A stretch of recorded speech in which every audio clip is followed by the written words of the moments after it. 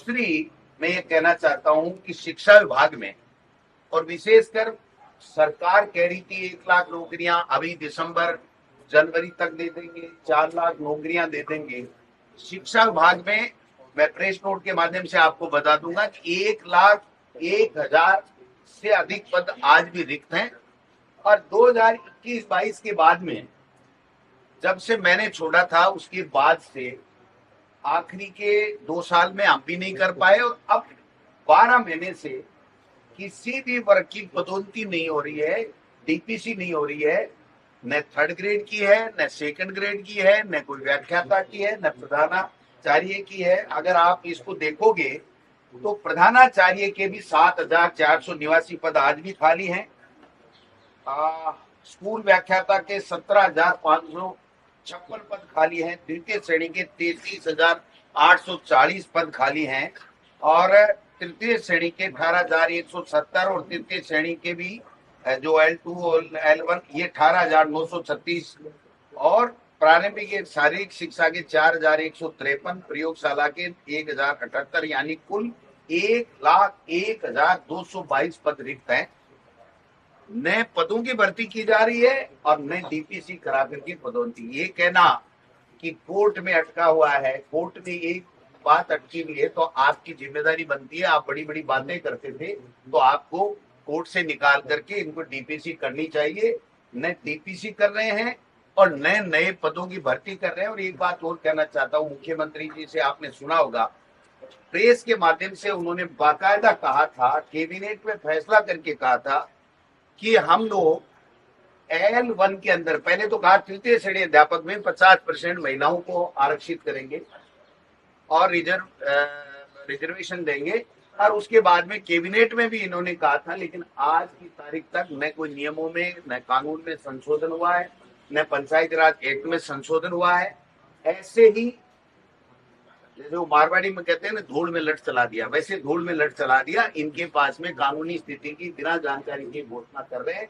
इसलिए जो रीट की ये बात कह रहे हैं वो रीट की भी नहीं हो सकती, क्योंकि रीट में L1 में केवल और केवल एक ही पेपर होगा, और उसके आधार के ऊपर जो मेरिट बनेगी उससे भर्ती होगी। और उसी L1 में ये महिलाओं की भर्ती की बात कर रहे हैं। तो आप जब तक इस कानून में संशोधन नहीं करते तब तक आप रीट की कैसे विज्ञप्ति निकालेंगे और कैसे रीट कराएंगे। मैं समझता हूँ कि ये सारे के सारे वादा खिलाफी ये लोग बात कर रहे हैं। एक मैं कहना चाहता हूँ कि सफाई कर्मचारियों की हमने विज्ञप्ति निकाली थी, हमने भर्ती कर रहे थे, इन्होंने भी इसको आगे बढ़ाने की बात की। लेकिन आज जो नियम बनाए हैं वो इतने कड़े नियम बना दिए कि ये जो 2 दिन बाद में इनकी अंतिम लास्ट डेट है, लेकिन कोई फार्म नहीं भर पा रहा है, क्योंकि उसके खाते में किसी भी संविदा या किसी कंपनी के द्वारा खाते में पैसा जाना चाहिए, SI PF कटना चाहिए। तो ये चीजें संविदा कर्मियों के पहले से ही है, तो वो नौकरी जो ये देना चाहते हैं वो नौकरी तो पहले से है। इसलिए नए लोग, वाल्मीकि समाज के विशेषकर, जिनके लिए इन्होंने राजस्थान की विधानसभा में घोषणा की थी कि हम वाल्मीकि समाज को सफाई की भर्ती में देंगे, तो नियमों के अभाव में जो नियम है, मौजूदा नियम, उसके कारण से ये सफाई कर्मचारियों की भर्ती भी ये नहीं कर पा रहे हैं। ये थोड़ी घोषणा इनकी निकली है। एक बात और मैं कहना चाहता हूं कि एनएम के लिए नियुक्ति पत्र बांट दिए थे, कि आपका सिलेक्शन पत्र बांट दिया, उसको नौकरी बता दी थी। आज वो पद स्थापन के लिए दर की ठोकरें खा रही हैं। तो ऐसे 1 लाख की संख्या अगर इनको पूर्ति करनी है तो एक अलग बात है, लेकिन वो नहीं कर पा रहे हैं। एक मुख्यमंत्री जी को एक चस्का लगा है। वो चस्का क्या लगा है? जो हमने कोरोना में मजबूरी के कारण से वर्चुअल जो किए थे हमारी सरकार के समय, उद्घाटन और शिलान्यास, अब मुख्यमंत्री जी सभी जगह से ये मंगवा रहे हैं कि कौन कौन से काम हो गए, कौन से का शिलान्यास करना है, कौन से का उद्घाटन करना है। और इस सरकार की वर्षगांठ के ऊपर वो पहले भी एक बार वर्चुअल कर चुके और दोबारा वर्चुअल करके मंत्रियों का, जनप्रतिनिधियों का, प्रधान, प्रमुख, नगर पालिका के अध्यक्ष, नगर परिषद के अध्यक्ष, नगर निगम के अध्यक्ष, सबके अधिकारों के ऊपर कुंडली मार के बैठना चाहते हैं, उनके अधिकारों को समाप्त करना चाहते हैं। और वर्चुअल उद्घाटन करके केवल हमारी सरकार के द्वारा किए गए, स्वीकृत किए गए और पूरे किए गए कामों के ऊपर अपने नाम शिला पट्टिका पर लिखवाना चाहते हैं, जो गलत है। हम लोग इसकी निंदा करते हैं, हम लोग इसकी जो है पुरजोर तरीके में विरोध करते हैं कि बड़े काम जो मुख्यमंत्री के लेवल में हो, बजट की कोई घोषणा में हो, वो अगर कार्य अगर मुख्यमंत्री जी करें और वो जाकर के वहां फील्ड में करें तो उसका एक मैसेज जाता है। लेकिन अगर हमने कोई पीएचसी कराई, सब सेंटर कराया, स्कूल का कमरा कराया और छोटे छोटे जो काम कराए, जो एमएलए अपने क्षेत्र में जाकर के इस बहाने लोगों के बीच में जाता है, उद्घाटन करता है, शिलान्यास करता है, फिर वहां पर घोषणाएं भी लोगों की आती हैं, उसके ऊपर ये उनके अधिकारों के ऊपर कुठाराघात करने का काम है। फिर ये मंत्री जब जिलों में जाएंगे तो क्या करेंगे? चाय बिस्कुट करके कलेक्टर के आ जाएंगे तो फिर फील्ड में किस मुंह से जाएंगे? तो इसलिए मैं ये कहना चाहता हूँ, निवेदन करना चाहता हूँ कि मुख्यमंत्री जी को वर्चुअल नहीं करके, जो मुख्यमंत्री है वो मर्जी है जो करे, हमें इसमें कोई ऐतराज नहीं है, लेकिन वो स्थानीय जनप्रतिनिधि जो एमएलए एमपी होता है उसको साथ ले, वो स्वयं जाएं और जाकर के अगर उद्घाटन करें कोई बड़े प्रोजेक्ट का तो बात समझ में आती है। लेकिन एक तरीके से पूरा का पूरा कोलैप्स सिस्टम को करने के लिए केवल कांग्रेस सरकार के समय में जो कार्य स्वीकृत हुए और चालू हो गए, उन कार्यों पे अपनी नाम पट्टी का क्या डर है मुख्यमंत्री जी को कि ये हट रहे हैं? कैसे इतनी आनंद फानन में नाम मंगा करके जिला कलेक्टरों को ये कहा जा रहा है कि आप एक भी कोई भी दूसरा उद्घाटन नहीं करेगा जब तक हमारी सरकार, मुख्यमंत्री जी सारे के सारे एक साथ 10,000, 5,000, 20,000 का शिलान्यास करेंगे और वो जो उद्घाटन करेंगे। तो मैं समझता हूँ ये परंपरा पहले कभी नहीं रही है, बड़े कामों का मुख्यमंत्री करते हैं, लेकिन ये नई परंपरा डाली जा रही है जो ठीक नहीं है। जनप्रतिनिधियों के जो अधिकार है उनके ऊपर जो है अंकुश लगाया जा रहा है, इसका हम लोग विरोध करते हैं। उपचुनाव चल रहे हैं, उपचुनाव में दीपावली का जो पर्व था उसमें सब लोग अपने अपने क्षेत्र में अपने अपने लोगों के बीच में थे। अब चुनाव परवान चढ़ चुका है और मैं आपको फिर कह रहा हूं कि भारतीय जनता पार्टी सुनने रहेगी।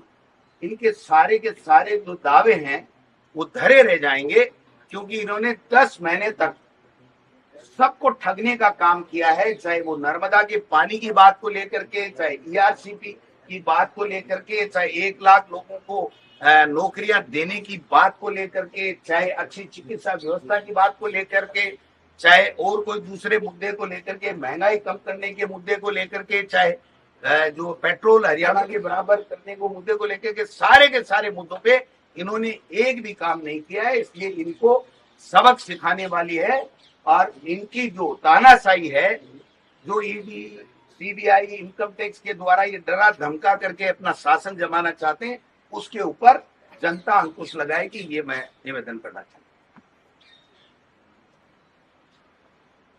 हूँ।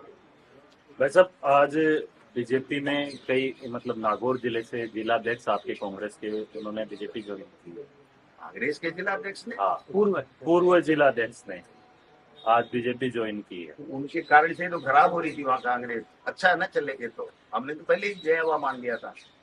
जो लोग काम नहीं कर रहे थे, जिनकी जनता में पकड़ नहीं है, उन लोगों को हमने तवज्जो नहीं दी, वो कहीं भी जाए हमें क्या फर्क पड़ने वाला? आप बताइए। जो गया है उसका नाम आपको पता हो, कभी आपने जिंदगी में कांग्रेस की 15 साल 20 साल में उसको कभी कांग्रेस के कार्यक्रम में आप में से किसी मीडिया ने देखा हो, कहीं अखबार में, किसी इलेक्ट्रॉनिक मीडिया में नाम आया हो तो बता दो। घर बैठे बैठे दुकान चला रहे थे, उनकी दुकानें बंद कर दी हमने, तो वो चले गए, जाने दो, कोई दिक्कत नहीं। और कार्य करता है हमारे सर कांग्रेस के साथ सीटों पे। मैं कह रहा हूँ ना, बीजेपी 0 आ रही है।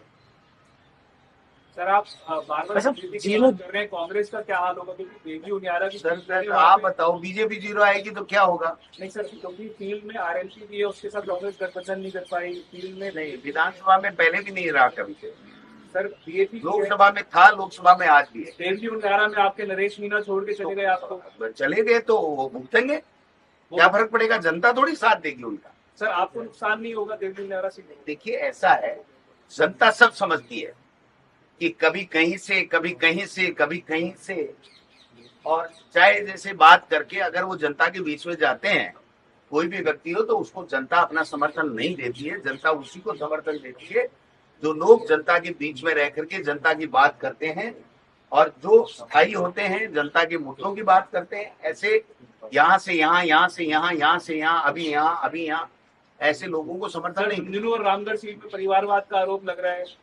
ब्रजेंद्र ओला सांसद, उनके हम तो पहले ही देते आए परिवारों को। बीजेपी कह रही थी, बीजेपी ने पिछले कांग्रेस की सरकार के समय जो भी लोग चुनाव हुए उसमें एक राजसमंद को छोड़ करके कहीं नहीं दिया कि हम परिवारवाद को नहीं देंगे। और आज जगमोहन मीणा जी बहुत मोटा उदाहरण है, बहुत परिवारवाद का बहुत मोटा और बहुत बड़ा उदाहरण है। चाचा, भतीजा, डॉक्टर साहब, सब लड़ रहे हैं। कांग्रेस की राह पे चल पड़ी है बीजेपी से। बीजेपी की क्या, कांग्रेस का क्या मुकाबला करेगी? बीजेपी तो खत्म होने जा रही है। वैसे भी किरोड़ी और आपका साधु भाई वाला रिश्ता खत्म हो गया है कहीं में? कैसे? इस तरह से बयानबाजियां हो रही है एक तरफ से। मैं तो, वो मेरे खिलाफ है, मैं उनके खिलाफ हूँ। हमारी आइडियोलॉजी कभी मिल ही नहीं सकती जिंदगी में। चुनाव से पहले आपने कहा था सर, वो बीजेपी मुख्यमंत्री जी को हटा रहे थे, हम भी हटा रहे हैं।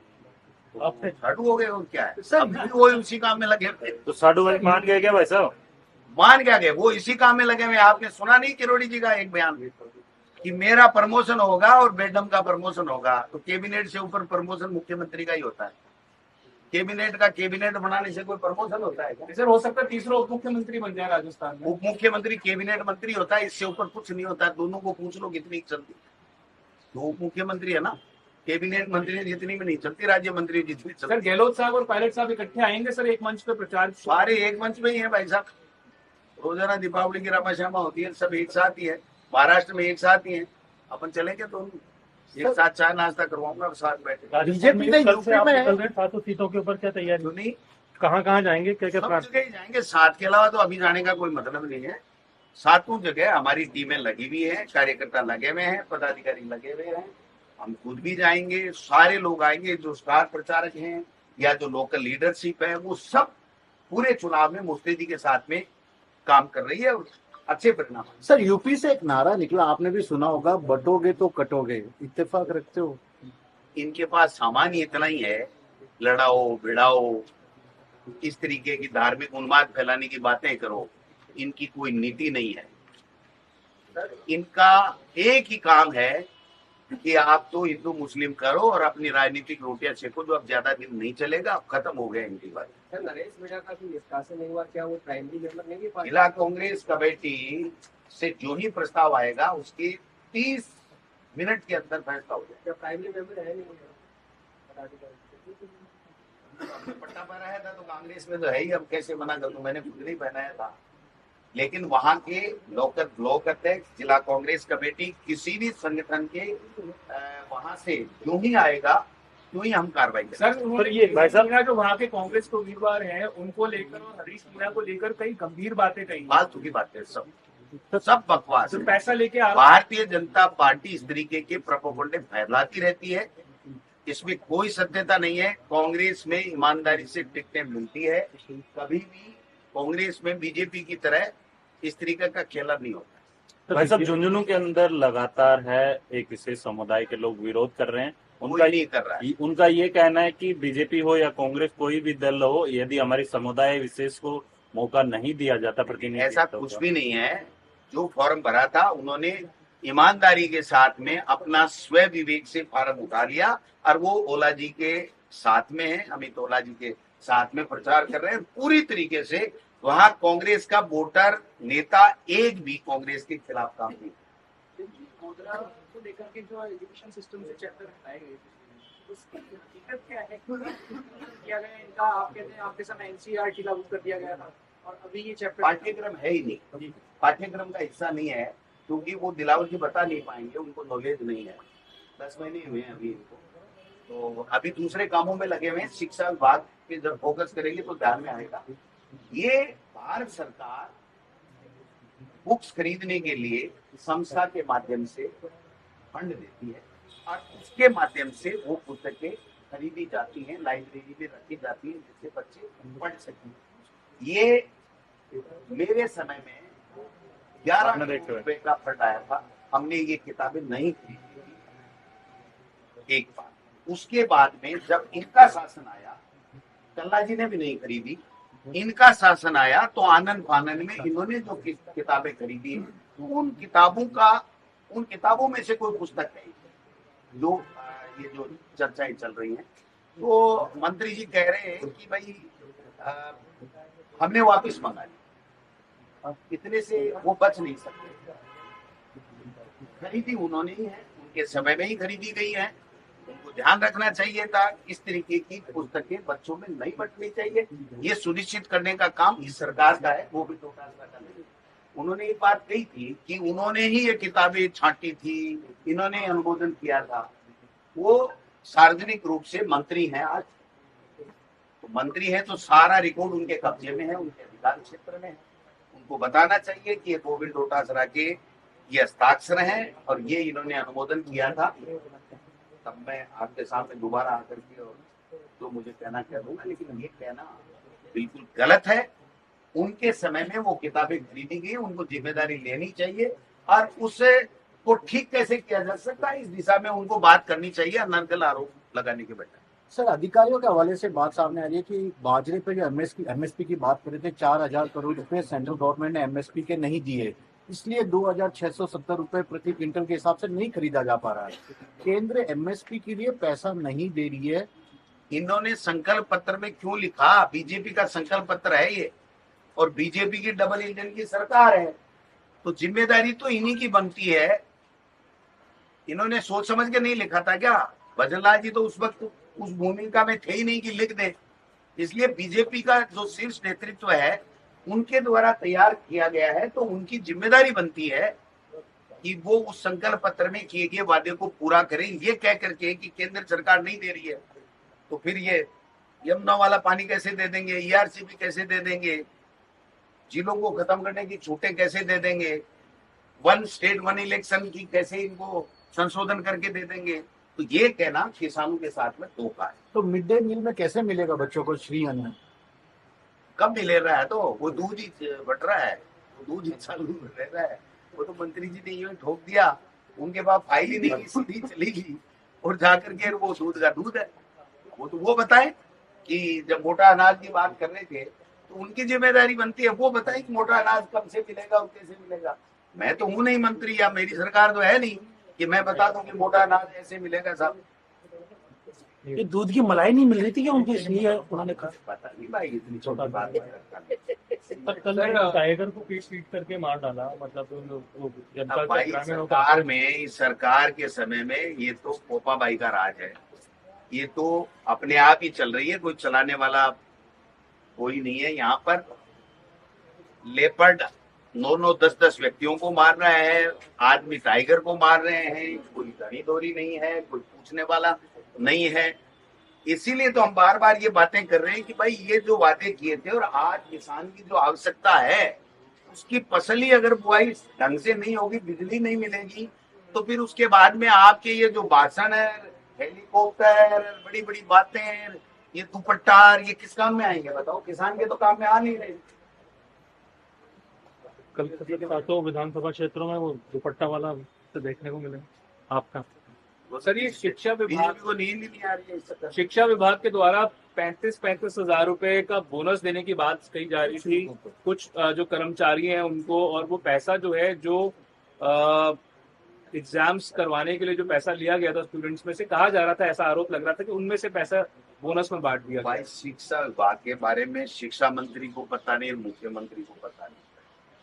तो आप ही कभी कोई बात पूछो शिक्षा विभाग के बारे में तो अधिकारियों के साथ में चर्चा करना, जिससे सही इनपुट आ सके। सर, बाल मुकुंदाचार्य का एक विषय सामने आ रहा था, जिस तरह से उन्होंने जगह जगह जाकर एक तरह से आरोप ही लग रहा था कि मस्जिद के अंदर घुस गए, औरतों के साथ अभद्र व्यवहार किया है। क्या कहना है आपका उसके बारे में? क्या बताऊं उनके लिए, आप बताओ। वो एमएलए हैं, जनप्रतिनिधि हैं और इस तरीके की बचकानी हरकतें करते हैं। समझ से परे है कि कोई अंकुश लगाने वाला उन लोगों पे है कि नहीं है, मुख्यमंत्री या बीजेपी के प्रदेश अध्यक्ष जी या पार्टी हाईकमान। उनको सोचना चाहिए कि इनको विधायक बनाया है, इंटरनेशनल हिंदू मुस्लिम करने का कोई एजेंडा उनको नहीं दिया गया है कि आप झगड़े कराओ, उन्माद फैलाओ। तो उनको खुद को भी सोचना चाहिए और बीजेपी को उनके ऊपर उनकी जो अवांछनीय गतिविधियां उसके ऊपर अंकुश लगाना चाहिए। मैं इतना ही कहूंगा दीपावली के ऊपर। क्या आपको लगता है सर, हसनपुरा का जिस तरह से नाम बदल दिया, जनाना अस्पताल का नाम बदल दिया, हिंदू मुस्लिम पॉलिटिक्स कर रही है चुनाव से पहले? भाई इनके पास एजेंडा ये दूसरा है ही नहीं। दिल्ली वालों से बात कर लो चाहे जयपुर वालों से बात कर लो, दूसरा कोई एजेंडा ही नहीं है इनके पास। धन्यवाद, थैंक यू। अभी भी बनना चाहिए, एक महिला को लेकर बैठे कमिश्नरेट में और उनका आरोप है कि लव जिहाद हो रहा है, हर बार इस तरीके से लेके आते हैं। मैं कह रहा हूं ना, वो एक विधायक की गरिमा को गिरा रहे।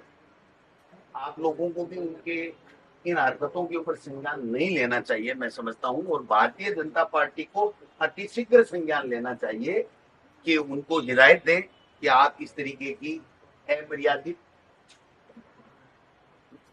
बातें नहीं करें, अमर्यादित गतिविधियों नहीं करें। यही कह सकते हैं हम।